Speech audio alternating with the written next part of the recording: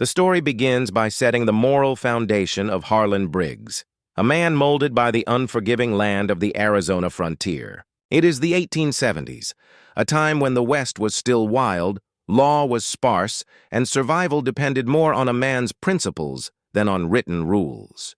Harlan lives by what old cowhands call the Code of the Plains, a set of unwritten laws passed down from one generation of ranchers to the next. Chief among them, never interfere in another man's affairs. On the surface, it seems like good advice. In a place where everyone carried a gun and grudges ran deep, staying neutral was the difference between staying alive or ending up in an unmarked grave. Harlan's life is the embodiment of solitude and order. His ranch, spread across the dry Golden Valley, is his fortress and prison alike. Each morning, he rises with the sun, mends fences, tends to cattle, and eats the same beans and biscuits by lantern light. He doesn't go into town unless he must, doesn't ask for company, and doesn't offer it either. The locals know him as a quiet, stoic man, reliable, hard-working, but distant. Behind that distance lies grief. Years ago, his wife, Clara, died of fever after the nearest doctor refused to come out for Apache country folks. Since then, Harlan has learned to close his heart and keep his head down. Around him, the land itself is changing. The railroad pushes closer every year, settlers arrive in wagons, and soldiers build forts where native tribes once hunted freely. Tension hangs in the air like dust. Every rancher feels it, every Apache knows it. Harlan pretends it isn't his concern, though deep down, he sees how wrong it all feels. Sacred land fenced, rivers diverted, camps burned in the name of progress. Still, he reminds himself, don't get involved. Don't take sides. He's seen what happens to men who do. The catalyst of the story begins one scorched afternoon. While riding the ridge above his south pasture, Harlan spots an army convoy, a dozen soldiers and a supply wagon, heading toward the canyon that borders his property. He knows that place. It's where the Apache sometimes camp during migration, where smoke from their fires rises quietly at dawn. Seeing soldiers ride there churns unease in his gut. He tells himself they're just passing through, but the image won't leave him. The way their rifles gleamed in the sunlight, the way they rode with purpose. That night, he can't sleep. He keeps hearing his late wife's voice, soft but firm. The right thing isn't always the safe thing, Harlan. He drinks coffee black and bitter, staring at the horizon.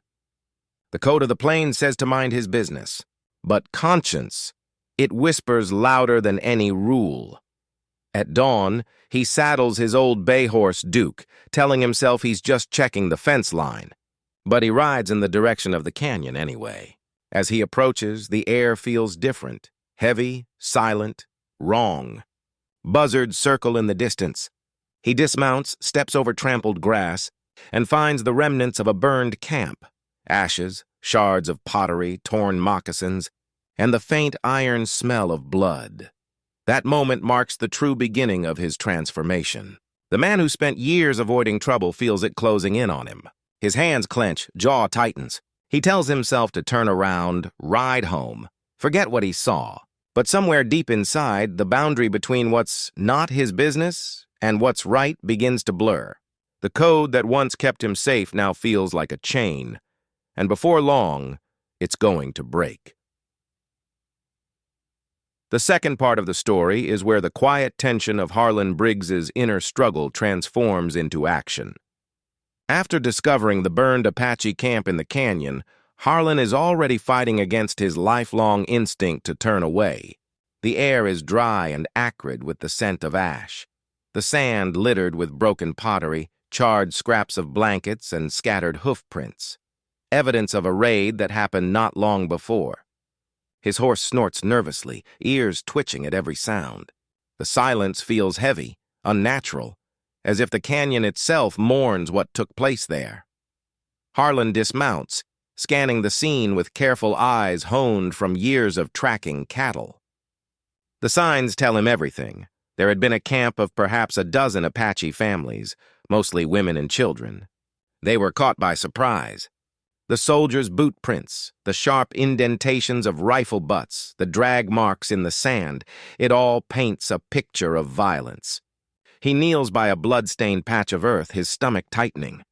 He knows what the army reports will say. Hostiles neutralized, camp secured. But this, right in front of him, isn't victory. It's cruelty. He almost turns back. Almost. But then he notices a faint line of footprints leading away from the campsite, small and uneven. Someone injured, trying to flee. Against his better judgment, he follows them. Each step he takes is a silent argument between duty and humanity, between the code of the plains and the echo of his wife's voice reminding him what mercy costs and why it's still worth giving. The tracks lead him deeper into the canyon, through twisting stone corridors where the sunlight can barely reach. The air grows cooler, the shadows longer. Finally, he hears something, a soft, irregular sound, like shallow breathing. He rounds a corner and freezes. There, half hidden against a cedar post, is a young Apache girl.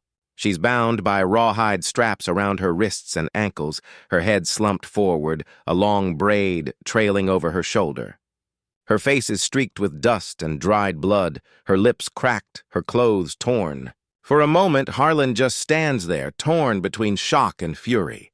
She's little more than a child, 16, maybe 17, but her eyes, when they flicker open, are fierce. They hold the kind of strength born from suffering, not youth. Harlan's hand instinctively goes to the knife on his belt. Then he hesitates. He hears his father's voice again, gravelly, commanding. "You can't save everyone, boy. Some things you gotta let lie." His father's words had kept him alive through border skirmishes, stampedes, and drought. And yet, looking at this girl, he feels a deep, unmistakable wrongness in standing by. When he finally takes a step forward, the girl flinches, trying to pull away despite the pain. Her lips part, voice hoarse from thirst. "Please, untie it." Those 4 words pierce through the walls Harlan spent years building. Something old and human stirs inside him, something he thought he'd buried with his wife. His hand trembles as he slides the knife from its sheath. He kneels beside her, cutting one strap, then another. The rawhide snaps and her arms fall limply into her lap. She gasps from the sudden freedom, her wrists bleeding where the bindings bit into her skin. When she sways, too weak to stand, Harlan catches her before she hits the ground. He lifts her easily, realizing just how light she is. The canyon feels silent again, except for the distant cry of a hawk. He looks down at her, half-conscious, trembling, and knows what he's done. He's broken the one rule that's kept him alive. If the army finds out, he'll be branded a traitor. If his neighbors hear, he'll lose their trust forever. But as he carries her toward his horse, one thought steadies him. Some rules deserve to be broken, and as the sun dips low over the canyon rim, casting long shadows across the land, Harlan Briggs, who once swore never to interfere, becomes a man who just did. This part marks the emotional and moral turning point of the story, the moment when Harlan Briggs, a man who has lived his whole life by a strict code of non-interference, consciously chooses to defy it. In doing so, he crosses an invisible line that will change his life forever. After freeing the young Apache girl Tala, Harlan stands for a long moment in the canyon's silence. The only sound is the rasp of her breathing and the soft whicker of his horse, Duke, shifting anxiously nearby. Harlan's heart pounds, not just from fear, but from realization. He knows what he's done can't be undone. The soldiers who tied her there won't just see this as interference. They'll call it treason. Harboring a native, especially after an army raid, is an offense that can bring a man to the gallows. Still, he can't leave her. Her body is limp with exhaustion, but her eyes remain open, sharp and watchful even through pain. When he lifts her into his arms, she resists weakly, murmuring something in Apache he doesn't understand. Her instinct to fight, even when half-conscious, earns his respect. "Easy," he mutters, adjusting her carefully onto the saddle. "Ain't gonna hurt you." The words sound strange in his own mouth, gentle, uncertain, as if he's relearning how to speak kindness after years of silence. The ride back to his ranch is slow. The sun is sinking, painting the sky in shades of red and gold. Every hoofbeat sounds too loud. Harlan keeps glancing over his shoulder, half expecting to see soldiers on his trail. But the only thing following him is the wind. Tala's head rests lightly against his chest, and for the first time in years he feels the weight of another life in his hands, fragile, dependent, human. He realizes he's not just saving her. He's saving something in himself he thought had died long ago. As his ranch comes into view, a modest spread of weathered boards, a barn, and a lonely cottonwood tree, Harlan feels a pang of doubt. What will he do with her? He's a man with no family, no allies, and now no safety. Yet when he looks down at her face, pale under the fading light, he knows there's no turning back. He dismounts, carries her inside, and lays her on the old bed his wife once slept in. The thought catches him off guard. The room smells faintly of sage and old wood. It hasn't been used in years. Somehow it feels right that this place, once filled with love and loss, becomes a shelter again. He lights a lamp, fetches water, and begins tending her wounds with the steady hands of a man used to patching broken things. The rawhide cuts on her wrists are deep, her ankles swollen, and she's burning with fever. He mixes a poultice from herbs and whiskey, muttering to himself the whole time, half apology, half prayer. When she wakes briefly and meets his eyes, there's confusion there, but also a flicker of trust. Later that night, after she's asleep, Harlan sits by the dying fire, staring into the flames. His mind races with the consequences of what he's done. The code of the plains, his lifelong shield, is gone. He's now a man on the wrong side of his own law. But beneath the fear, something else stirs, purpose. It's a strange, unsettling feeling, but it gives him clarity. For years, he's lived by a rule that kept him safe but empty. Now, for the first time, he's risking something that matters. Outside, coyotes cry in the distance. The desert wind brushes against the windows like a whisper. He pours himself a shot of whiskey and says aloud, as if confessing to the night, "I broke the rule." It's not regret in his voice. It's something deeper, almost like peace. Because deep down, he knows that breaking this rule wasn't a mistake. It was a reckoning.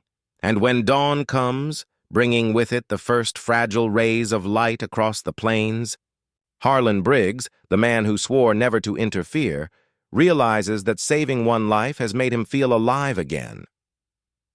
Morning breaks over Harlan Briggs's ranch with a silence so thick it feels alive. The desert air is cool, carrying the scent of dust, sage, and distant rain. Inside the small cabin, Harlan moves quietly, trying not to wake the girl he rescued. She lies on his late wife's bed, wrapped in a blanket, her dark hair spread over the pillow. In the dim light, her face looks younger, almost peaceful, but the bruises on her cheek and the bandages around her wrists remind him she's not safe. Not yet. For years, Harlan's house has been empty of anything but work and ghosts. The sound of another person breathing under his roof feels strange, almost intrusive. It stirs up memories of Clara, his wife, her laughter echoing through this same room, her gentle scolding when he worked too late. He feels her absence sharply now, like an old wound reopened. She had always been the heart of their home, the one who cared for the weak, fed the hungry travelers, and saw goodness where others saw only burden. Harlan remembers how she once took in a sick drifter, nursed him back to health, and said afterward, "If we stop helping folks, Harlan, we stop being human." At the time, he'd grumbled about the risk. But now with this wounded Apache girl under his roof, Clara's words feel like they've come back to haunt and guide him. When the girl finally stirs, Harlan sets down the cup of coffee he's been nursing and steps closer. Her eyes open suddenly, wide and wary. She sits up too quickly, her body tense, ready to fight or flee. "Easy," Harlan says, lifting his hands. His voice is rough but calm, like the low rumble of distant thunder. "Ain't gonna hurt you. You're safe here." She studies him for a long moment, mistrust flickering behind her gaze. He can tell she doesn't believe him, not yet. But she's too weak to run. He offers her water, and after a pause she takes it, sipping carefully. Her voice when it comes is soft but steady. "Why?" It's a simple word, but it hits him like a blow. Why did he help her? He searches for an answer and finds none that makes sense. Finally, he mutters, Because I couldn't ride past, not this time. It's the truth, though it feels unfinished. She tells him her name, Tala, meaning wolf in her tongue. The name fits her, proud, quiet, alert, even in pain. Slowly, she begins to talk, her English broken but clear enough. The soldiers had come before dawn, claiming her people were trespassing on land owned by settlers. When her father argued, they shot him. She had tried to run, but was caught, beaten, and tied up as bait in case others came looking for her. Harlan listens in silence, fists clenched, fury rising in his chest. He's no stranger to the Army's cruelty, but hearing it spoken by this half-starved girl makes it personal. After she finishes, the cabin grows quiet again. Tala's eyes soften just a little, as if she senses his anger isn't directed at her. She asks him what he will do now. He doesn't answer right away. He knows the truth. If the Army learns she's alive and he's hiding her, he could lose everything. But when he looks at her bruises, her trembling hands, and the fragile hope in her expression, he realizes he's already chosen. "I'll keep you safe," he says finally. Voice low but firm, the words seal his fate. Tala nods, exhaustion overtaking her again. When she falls asleep, Harlan sits by the fire, staring into the flames, feeling the weight of his decision. Outside, the wind moans against the windows, like the land itself warning him of what's to come. But for the first time in years, the house feels alive again. The emptiness that haunted him since Clara's death begins to fade, replaced by something he can't name, something fragile, dangerous, and deeply human. In taking Tala in, Harlan hasn't just broken the code of the plains. He's broken free from the chains of his own loneliness, and though danger looms beyond the horizon, a quiet peace settles in his chest. He doesn't know what comes next, but he knows he won't turn away again. By the fifth part of the story, the weight of Harlan Briggs's choice begins to take form, not as a sudden punishment, but as a slow, tightening noose of consequence. The act of mercy that felt righteous in the moment now becomes a dangerous secret. 3 days have passed since Harlan found Tala and brought her to his ranch. She's growing stronger, her fever has broken, and some color has returned to her cheeks, but with her recovery comes risk. The Arizona plains are not kind to those who go against authority, and word travels faster than wind. The soldiers who raided her camp are combing the territory for a missing Apache girl, and the town is already buzzing with rumors. Some settlers whisper that a rancher is hiding her. Others say she was seen near the canyon, heading toward Harlan's land. That morning, Harlan is out in the yard splitting wood when he sees the dust of riders in the distance. 3 army horses, their silhouettes growing sharper under the burning sun. His stomach twists. He wipes the sweat from his brow and forces himself to breathe steady. He knows they're coming for him. Inside the cabin, Tala hears the hoofbeats too. She freezes, eyes wide, like a deer sensing the hunter's aim. Harlan steps to the doorway. "You stay quiet," he says calmly, though his heart is pounding.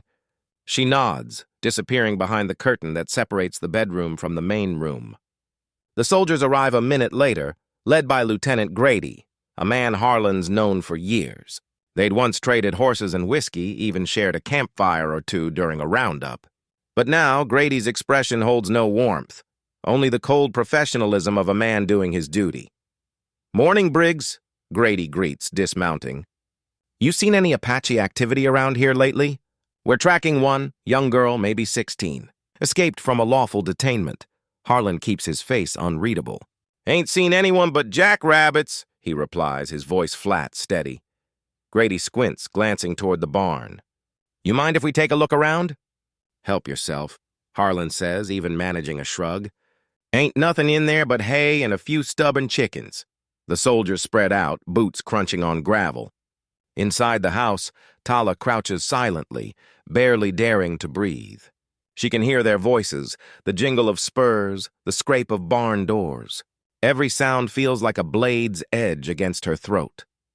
Harlan stands by the hitching post, jaw clenched, watching Grady circle back. The lieutenant stops in front of him, studying his face. "You sure, Briggs?" he asks. "You've always been a straight man. It'd be a shame to find out otherwise." For a moment, the 2 men lock eyes, one hardened by conscience, the other by command. Then Harlan nods slowly. I'm sure. Grady stares a second longer before spitting into the dirt. If you see her, you let us know. The Army pays good money for information. I'll keep that in mind, Harlan answers, his tone unreadable. As the soldiers ride away, the tension in Harlan's chest eases slightly. He waits until the dust has settled before stepping back inside. Tala is still hiding, her small frame trembling. When he tells her they're gone, she exhales shakily. Eyes glistening with tears she refuses to let fall. You could have told them, she says softly. Could have, Harlan admits. Didn't. There's a long silence. Then for the first time since he found her, she smiles. A tiny, fleeting smile that holds gratitude, trust, and something else. Something deeper. Thank you, she whispers. That night, Harlan sits by the fire, his rifle across his knees. Outside, the coyotes howl. He knows the soldiers will return. He knows neighbors will start asking questions. But as he watches Tala sleeping peacefully for the first time, he realizes something vital. He doesn't regret his choice. He's crossed a line that can't be uncrossed. But for once in his life, he's standing where he believes a man ought to stand. The code of the plains said to mind his own business. But maybe the truer code, the one his wife lived by, was simpler. Help where others won't. And even though the storm is gathering on the horizon, Harlan feels strangely calm. For the first time in years, he's not just surviving, he's living by conviction. By the sixth part of the story, the tension tightens like a noose. Harlan Briggs's decision to shelter Tala, once a quiet act of mercy, has become a dangerous secret on borrowed time.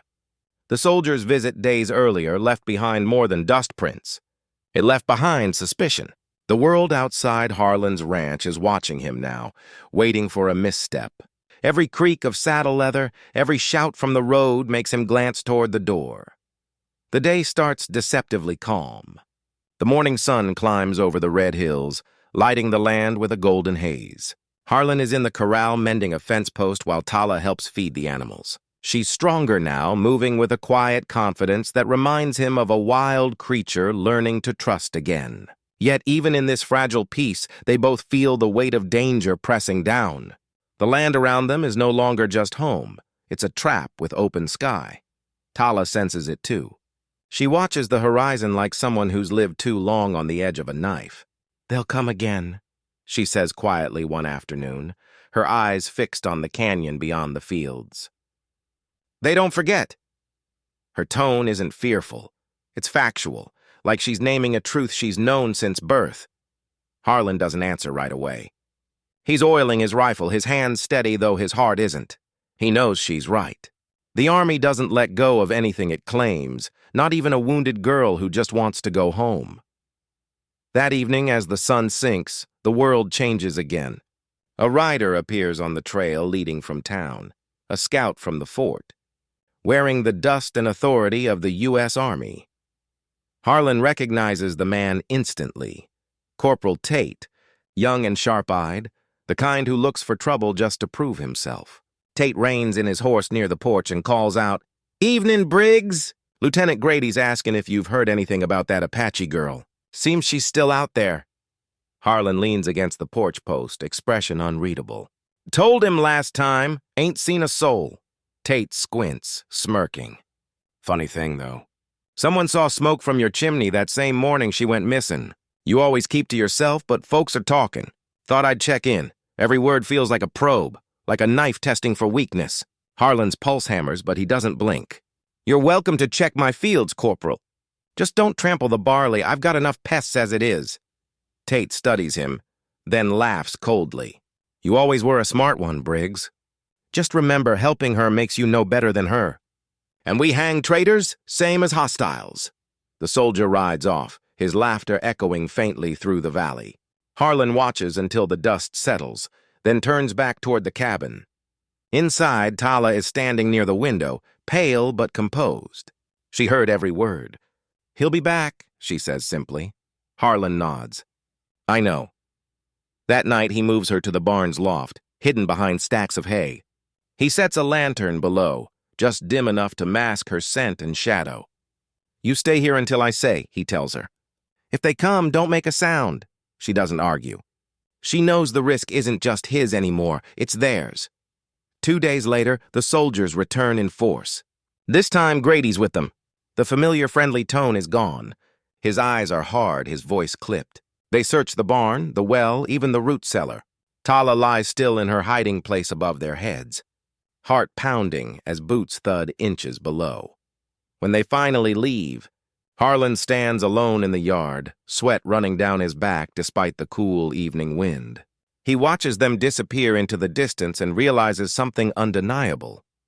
There will be no peace now. The line he crossed has become a road, and there's no turning back down it. That night, when he climbs up to check on Tala, she meets his eyes with quiet strength. "You risk everything," she says. "Why?" He thinks for a long time before answering. "Because some things a man shouldn't watch happen twice." In that moment, the two of them understand each other completely. Their fates are now bound, not by blood but by choice. The search will continue, the danger will grow, but neither of them will run from what's right anymore. For the first time, Harlan doesn't feel alone. He feels alive. After the soldiers' relentless search and narrow escape, the story enters a quieter but deeply emotional phase, the calm after the storm, where both Harlan and Tala begin to heal in ways neither expected. It's not a healing of bodies alone, but of hearts that have been worn thin by loss, fear, and loneliness. The days following the army's visit pass in a fragile peace. The desert air grows cooler, signaling the turn toward autumn. The grass is brittle, the wind carries the scent of mesquite smoke, and long shadows crawl across the plains as the sun sets. The world feels slower now, softer, as if even nature has paused to give them breath.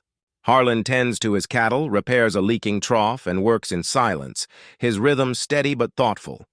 Tala, meanwhile, begins to move about the ranch more freely, no longer confined to the shadows of the barn or the dark corners of fear. At first, their conversations are sparse, short exchanges about chores or the weather. But over time, words come more easily. Tala's English improves, and Harlan, curious and patient, listens when she speaks of her people.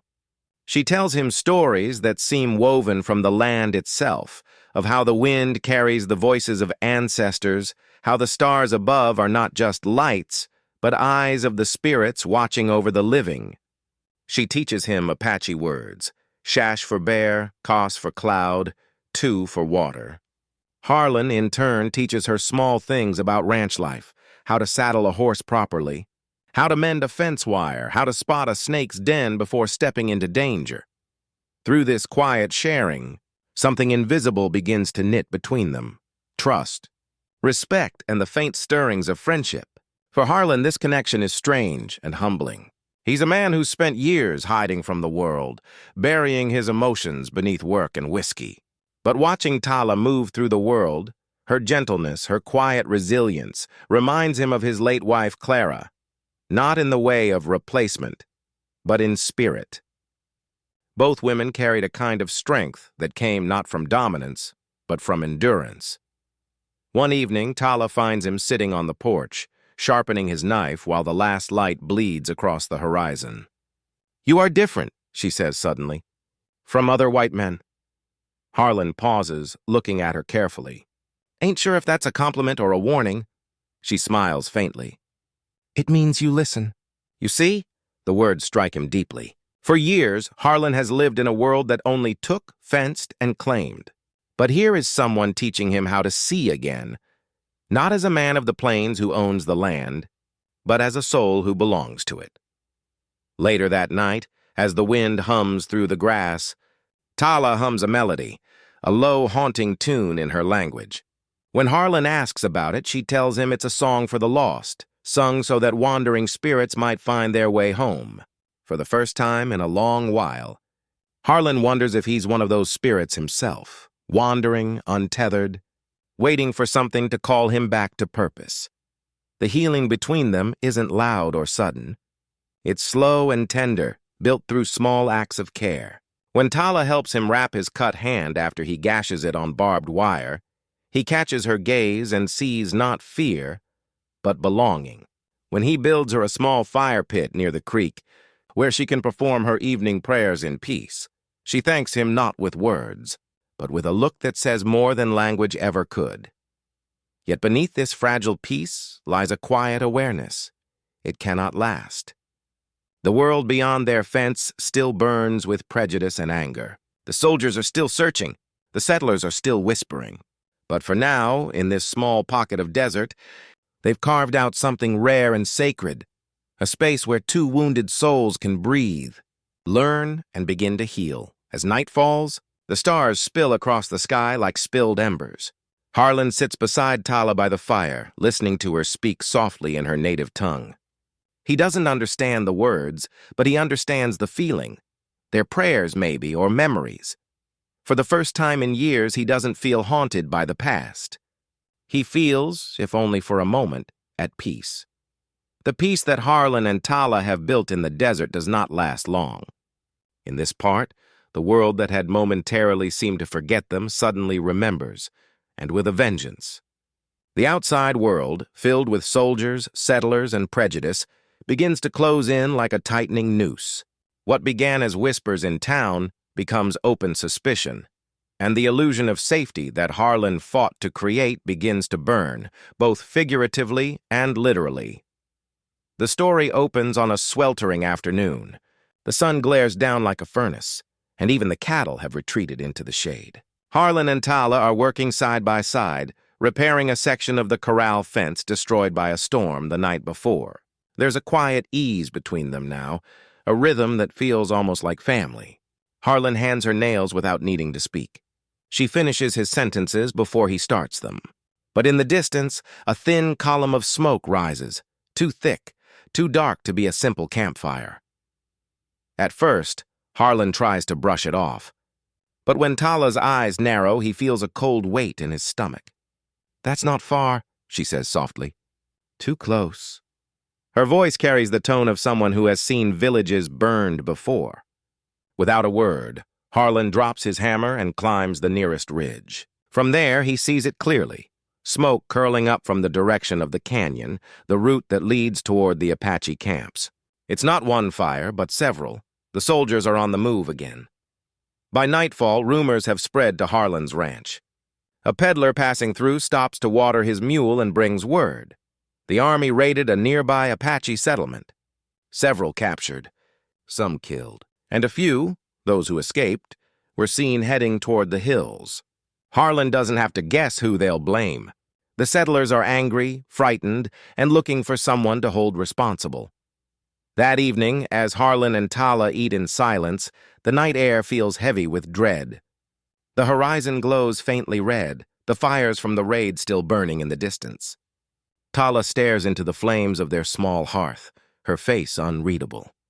"They will come here," she says finally. "They think we all hide each other. They always come." Harlan doesn't deny it. His jaw tightens. "Then we'll be ready." The next day, he rides into town for supplies. What greets him there chills him more than any soldier could. The townsfolk, men he's traded with for years, turn away when he walks in. Whispers follow him down the dusty street.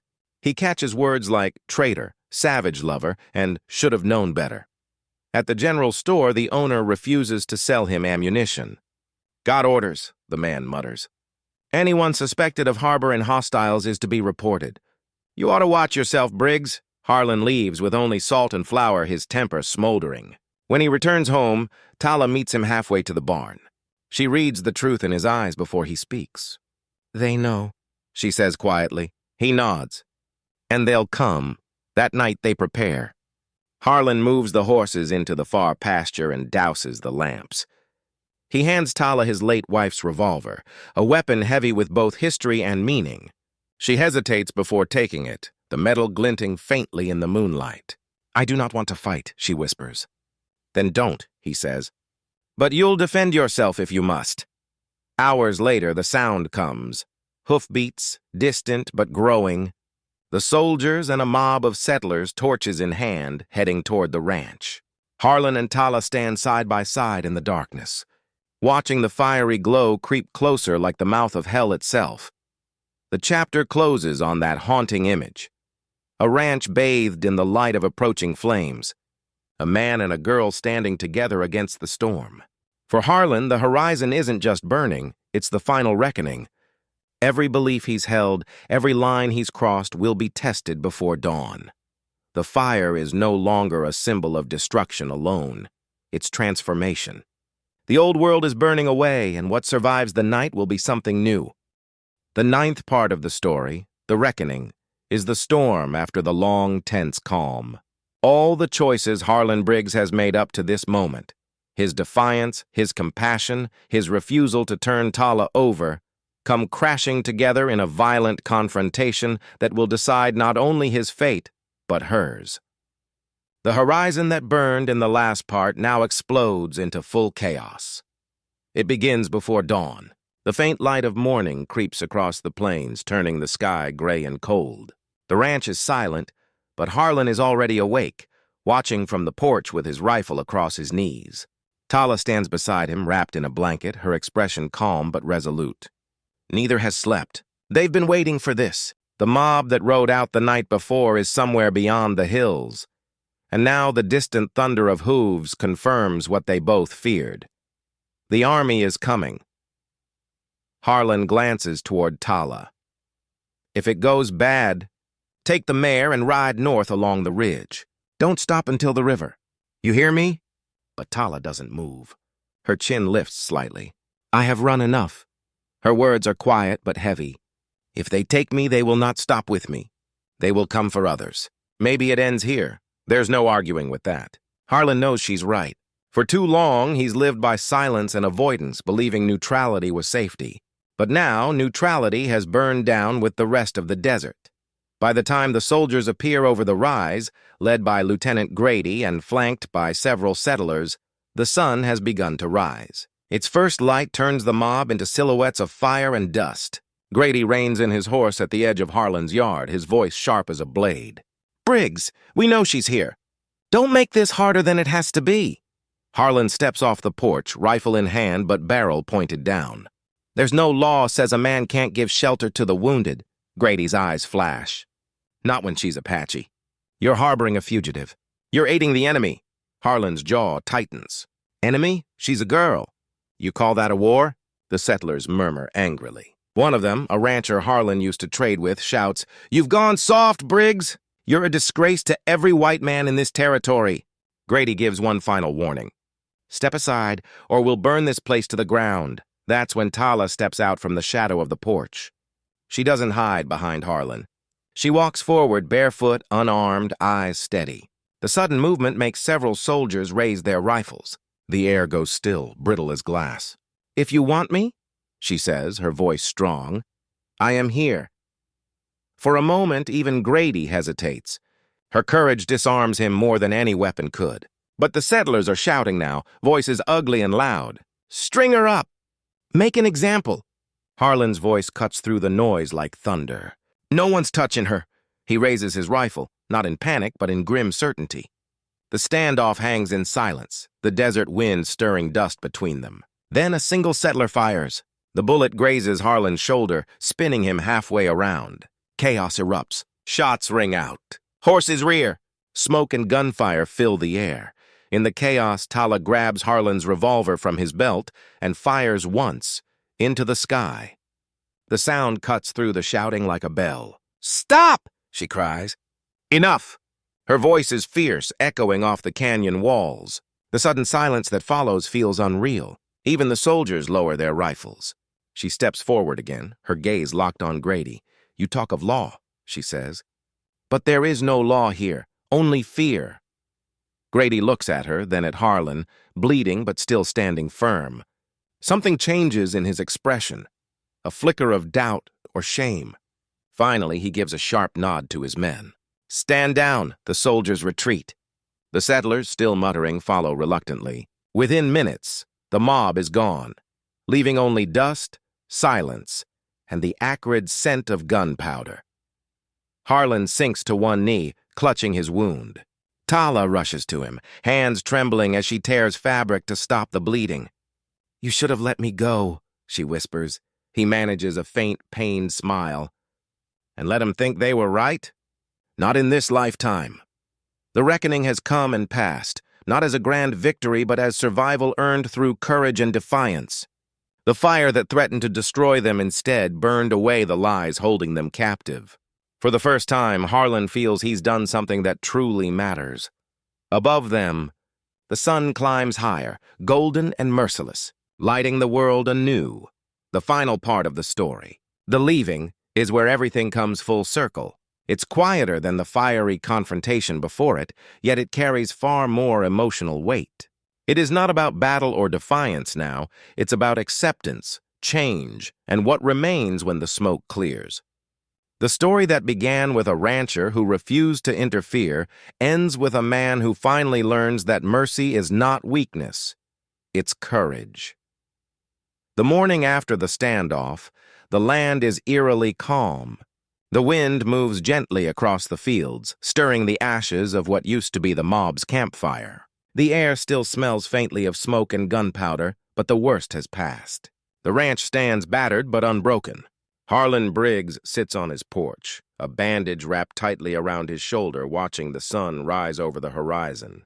Every muscle in his body aches, but the ache feels honest, like the toll of a man who finally stood for something worth bleeding for.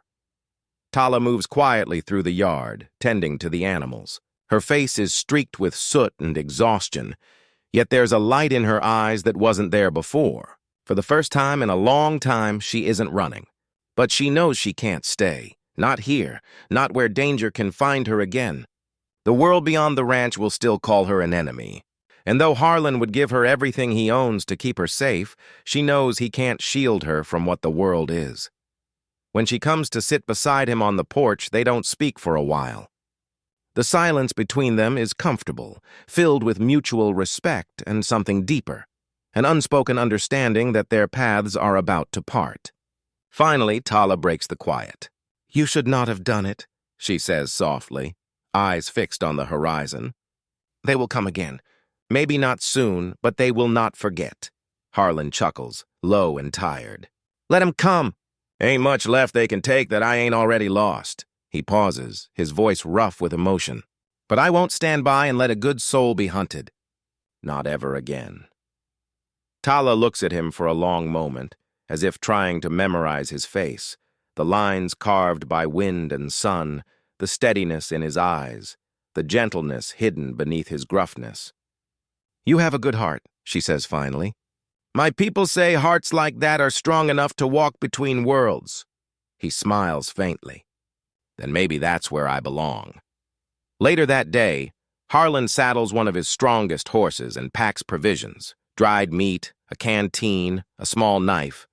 He doesn't say much as he prepares, but every movement speaks volumes. Tala watches him with quiet gratitude. She doesn't want to leave him, but she understands what it means to survive. Sometimes love and loyalty must bow to freedom. When it's time, she places her hand on his arm. "You saved me," she says. "You changed my story." He shakes his head. "No, Tala, you changed mine." The moment is simple, but heavy with meaning. Harlan helps her mount the horse, then steps back, his hand lingering on the reins for just a heartbeat longer than necessary. The morning light spills across the valley, painting everything gold. The world looks both endless and uncertain. Before she rides away, Tala turns in the saddle. "Will you be all right?" she asks. Harlan nods, though his eyes glisten with quiet sorrow. "I've got work to do. Land to tend, a promise to keep." She tilts her head, understanding what he means. He'll protect this place, their memory, their bond, the way a man protects something sacred. Then, with a gentle kick, she rides out toward the canyon, her figure shrinking against the vast horizon. Harlan stands there until she disappears, the wind tugging at his hat, the silence settling deep. He feels the ache of loss, yes, but underneath it lies something truer: peace. For the first time in years, he's no longer haunted by what he didn't do. He's become the kind of man his wife once believed he could be. A man who chose compassion over comfort, courage over convenience. As the sun climbs high and the land begins to glow, Harlan turns back toward the ranch. There's mending to be done, fences to rebuild, cattle to tend. Life goes on as it always does. But now the ranch feels different. It feels alive again. Somewhere in the wind, he swears he hears Tala's song, the same haunting melody she once sang under the stars. He tips his hat toward the horizon. "Ride safe, girl," he murmurs, "and may the wind carry you home." The story closes with that image, a solitary rancher standing before a wide, endless land, not broken by the world, but changed by kindness. The man who was taught never to interfere finally learned what it means to truly live.